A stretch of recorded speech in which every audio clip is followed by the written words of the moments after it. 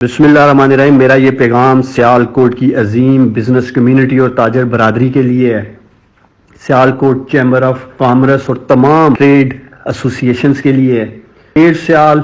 Dry port اور airport کے میرے تمام قابل احترام ڈائریکٹرز کے لیے ہے۔ جیسا کہ آپ سب کے علم میں آج مجھے اور میرے خاندان کو ریاستی جبر کا اور ظلم کا سامنا ہے۔ ریاستی مشینری اور طاقت کے زور پر ہمارے کاروباری ادارے کو سیاسی انتقام کا نشانہ بنایا جا رہا ہے، اور میں آپ کو بتانا چاہتا ہوں عدالتی احکامات کے باوجود مختلف بے بنیاد وجوہات بنا کر ہمارے کاروباری ادارے کو بار بار بند کیا جا رہا ہے۔ سیالکوٹ میں ظالم ظلم اور بربریت کی اس سطح تک گر چکا ہے کہ ہمارے ادارے کو لاحق خطرات اور اس سے منسلک ہزاروں ورکرز اور ملازمین کا روزگار خطرے میں پڑ چکا ہے۔ اور آج میں آپ سے اس لیے مخاطب ہوں کہ آپ گواہ ہیں، میں نے ہمیشہ برملا اس بات کا اظہار ہر کاروباری فورم پہ کیا کہ عثمان ڈار سیاسی ورکر بعد میں ہے، پہلے وہ اپنی بزنس کمیونٹی اور چیمبر آف کامرس کا ممبر ہے، اس کا حصہ ہے۔ میرے دوستوں، میرے بزرگوں، میرے قابل احترام بزنس کمیونٹی اور تاجر برادری کے محنت کش جنہوں نے سیالکوٹ کے لیے بے شمار کام کیا ہے، میں آپ سب کو اس لیے آج مخاطب کر رہا ہوں کہ یہی وجہ تھی کہ میں نے ہمیشہ خود کو سیالکوٹ کی کاروباری برادری کا حصہ سمجھا۔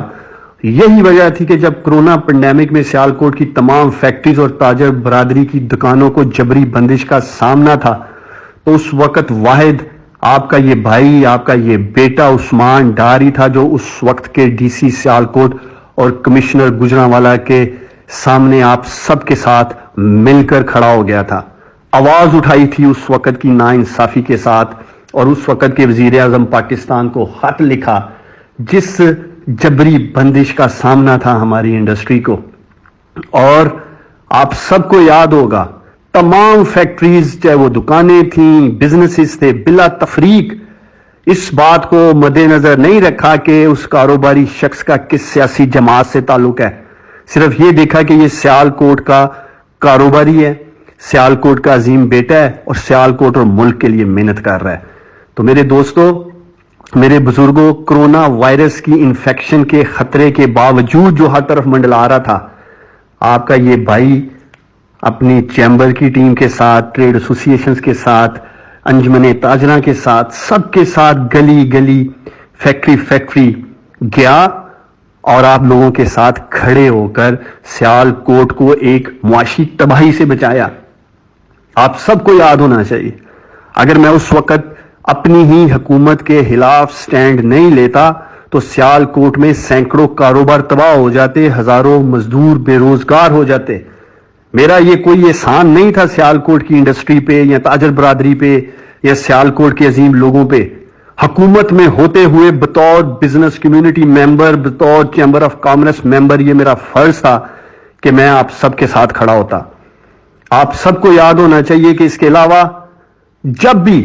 چیمبر آف کامرس کے مسئلے کے لیے، چاہے وہ ہماری کسی ٹریڈ ایسوسی ایشن کا مسئلہ ہو، چاہے وہ ایئرپورٹ کی بندش کا مسئلہ ہو، چاہے ایئر سیال کا مسئلہ ہو، چاہے ڈرائی پورٹ کا مسئلہ ہو، چاہے ہماری انجمن تاجراں کے مسئلے مسائل ہوں، آپ کا یہ بھائی، آپ کا یہ بیٹا ہر مسئلے کے حل کے لیے بلا تفریق آپ سب کے ساتھ کھڑا تھا اور انشاءاللہ تعالی کھڑا رہے گا۔ لیکن مجھے آج فکر ہے، میرے دوستوں، میرے بزرگوں، مجھے فکر آج اس بات کی ہے کہ جس طرح سے آج غیر قانونی طور پر طاقت کے زور پر سیالکوٹ میں ہمارے کاروباری ادارے کو بندش کا سامنا ہے، ناانصافی کا سامنا ہے، اگر اس روایت کو قائم ہونے دیا گیا سیالکوٹ میں تو مستقبل میں یہ ظلم و ریاستی جبر آپ کے اپنے کاروباری اداروں تک پہنچ سکتا ہے۔ لہٰذا میں امید کرتا ہوں، اور وقت کا بھی یہی تقاضا ہے، کہ بلا تفریق اتحاد اور یکجہتی کا بھرپور مظاہرہ کرتے ہوئے اس ناانصافی کے خلاف اپنی آواز بلند کریں، اور